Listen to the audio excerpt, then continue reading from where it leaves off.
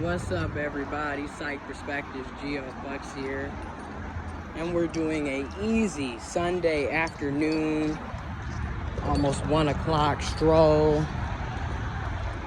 We're not running or jogging as of right now. We might, but we just easy like Sunday morning. Yeah, we just chilling today. So I want to talk about this. When you get out of a toxic situation, dysfunctional situation, narcissistic abuse, what have you, and you finally are not living in that environment, you're not with that person isn't with you anymore, you're in a totally different location. In my situation, I moved about an hour away. It's about 62 minutes away from my hometown. I no longer live there. I'm no longer living in the house. I'm no longer in the house with my grandmother. And it's just the amount of freedom, of peace, tranquility, the fact, like, I'm so used to always having to be on the go or having to be gone 24/7 because I just did not like being at home. Like, hello, I chose to go back to work voluntarily in a pandemic to get away from this person. And don't get me wrong, I love my grandmother. I love her to death. She raised me. She made me who I am today. She's there for me. But I can't sit up here and lie and make it seem like everything is perfect and great when it's not. I went through a lot of just straight up mental agony, mental abuse, psychological abuse, really, physical, sexual abuse, all because of my family and the people that they had around. I'm just being real. And I'm not going to sit up here and paint this picture anymore that we're just some, happy-go-lucky family. Like, when I look back at shit, my grandparents really had this, Cosby family vibe. Like, everybody thought that's how we were. And don't get me wrong, yeah, if you're going to look at it from the outside and judge from they have money and education, okay, yeah, we look like we are this, middle class, upper middle class black family, with this educated grandmother and grandfather who own property and have education and professional careers, and they're raising their 2 kids with their dogs, and then their daughter had a child, thus me, the grandchild. But no, it was not like that. And this is why I always say, like, yeah, money helps, but money can't buy happiness, baby. Because, like, when I look at my life and my childhood, and we always had money. I still have resources and money, but that don't buy happiness. Honey, peace of mind is worth a little more than just you having money. Because people like to think because they can buy shit, I can buy you video games, and I can buy you tennis shoes, or I can take you on all these extravagant ass trips. I can get you all these clothes, and every little materialistic thing I can pretty much check off the list for you. But I'm not there for you emotionally. I'm not there for you mentally. I'm sitting up here name calling, belittling, disrespecting you. You seeing people get their asses beat at 2 and 3 years old. You seeing people get cussed out. You seeing your mama be treated any old way. You seeing your the type of shit that I saw that I don't talk about, and that I went through that I don't talk about. Fuck your money. Because, yeah, that's how it was. Like, that was y'all way of trying to cover up. Oh, well, look at the houses we got. Look at the vacations we go on.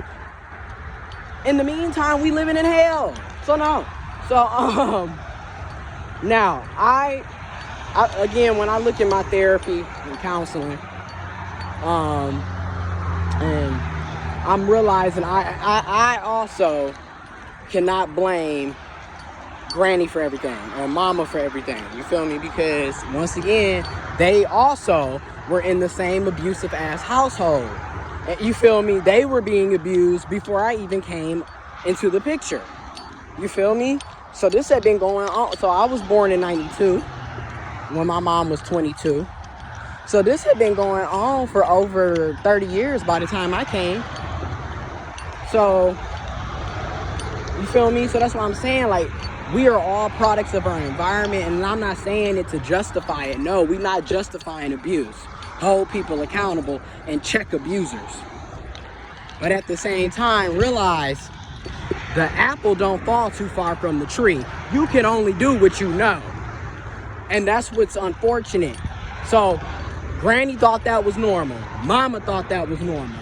And then I knew, just from looking at other people as a child, like, why are we so fake and two-faced? And that's another thing. When you grow up in these abusive households, you ever notice you really become a master of disguise because you got to play all these different roles.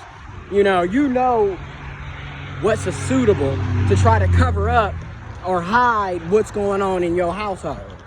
Okay?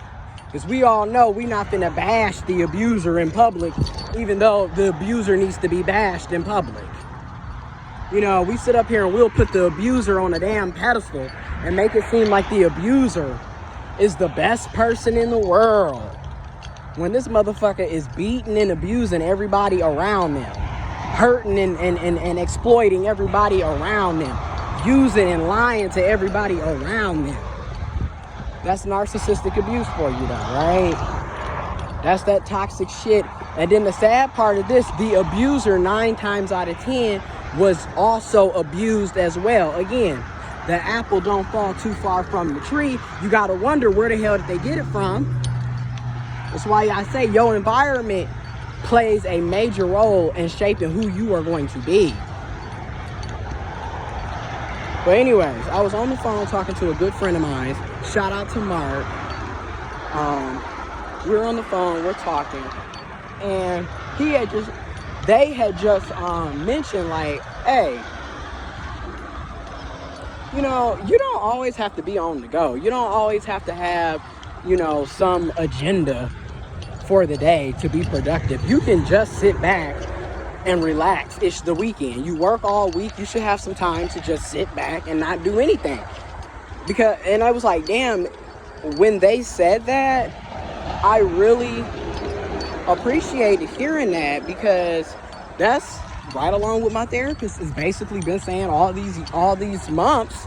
I've been there for over a year going to this, to these people for counseling and therapy. I have 2 therapists that I see. And when I tell you it's costly as hell, and this is why we need universal health insurance, because everybody deserves access to mental health and health care, period. That's affordable and accessible and inclusive. But it's the best money I've spent. Shit, I'm helping myself. I'm not, don't get me wrong, I like, playing video games and, my weed and all this other shit. But, damn. Spending money on a therapist was the best thing I've ever done for myself, and I recommend it. But more importantly, I want us to have universal health insurance so everybody can have it and be affordable. Because shit, I'm paying $80 a session for one at a therapist, and then I pay $50 a session for the other one. So it's like, I be paying like $200 plus a month to, at times if I'm seeing both, or if I'm only, it's just crazy. So, but the point is, that was like the best money spent, because what Mark said went right along with what my therapist said. You do not have to be on the go.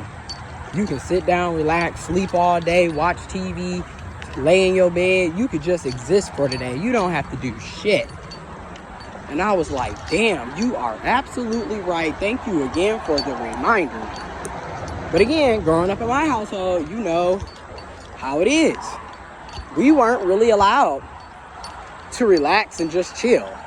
Now, things did get better as I got older, but even then, you were still expected, you know, you don't just sit around. I mean, we'd be up at 6 o'clock in the morning on Saturday. And then everybody like, bro, at least you got Sunday. We went to church. And that's another thing. We was at church 3-4 times a week. So, which is why I'm the way I am when it comes to religion. That shit is a cult. I don't care how you try to twist and turn it.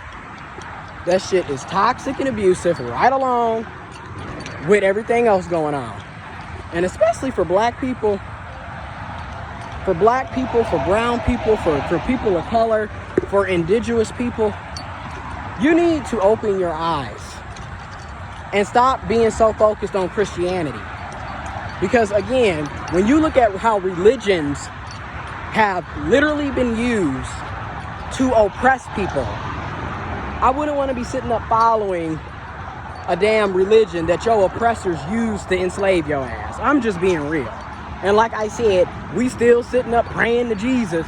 And in the meantime, you in the same situation. When are your prayers going to be answered? I think you need to be doing something else. And that's being real. And I'm not saying that there's not a higher power. I'm not saying that Jesus isn't real. But I am saying you need to do some research. Okay, you need to come to these conclusions on your own. Not because I went to church and the Bible said, and because the pastor said. No, do your own research. That's the problem. Read a damn book. Shit. Read some articles. Study. Don't just take shit because somebody told you. That's why when I tell y'all to check the links in the description box, yeah, you can check them, and I want you to. But I also want you to do your own research. You got your own iPhones and Androids and tablets and what have you. We all got this technology in our hand. So use that technology on your own to research shit. Don't just take it because I said it or the next person said it. For real. And here we go again, Mercy. We can't never get all the way there before he need a break. Every time. So, anyways, it's loud up here because like this is the highway, which is right by the trail. But that woke me up. Just realizing that I'm free to be myself. I'm free to express myself. You know, I'm free to exist. And I'm not living in a situation where people are yelling and screaming and fussing and fighting and mad and bitter and angry and just sad and depressed all the time. Like, it's quiet, it's calm. You can hear yourself think. You know, I can go in the living room or the den, the kitchen. You know, the house isn't dirty 24/7. You feel me? It's not cluttered. I can watch TV. You know, it's just weird. So last night, I finally set up my Xbox in my room. I have an Xbox One, and I set it up in the room, and I also have a PS4. I play video games, but I haven't played video games in over a year because I'm gonna be real, I was depressed. You know, I was discarded by somebody that I thought cared about me, you feel me, and I was just thrown away like trash, and then dealing with my granny and other shit. I was just really depressed and sad, and I had lost touch with everything that I used to enjoy, you know? So basically for damn near 2 years, I hadn't played video games, and I finally set everything up yesterday. I downloaded Grand Theft Auto 5 again, and I got on there and I played, and bro, it took me back to being a kid. Like, I was so fucking happy. Oh, excuse my French. I was so happy. I was very ecstatic, overwhelmed with happiness, just joy, nostalgia. I was pleased. And again, I'm in a healthier, stable, functioning environment. productive, positive environment. It's good for my mental health. It's good for my physical health. I'm thankful. So I just want to just say that real quick. Give Mercy time to relax.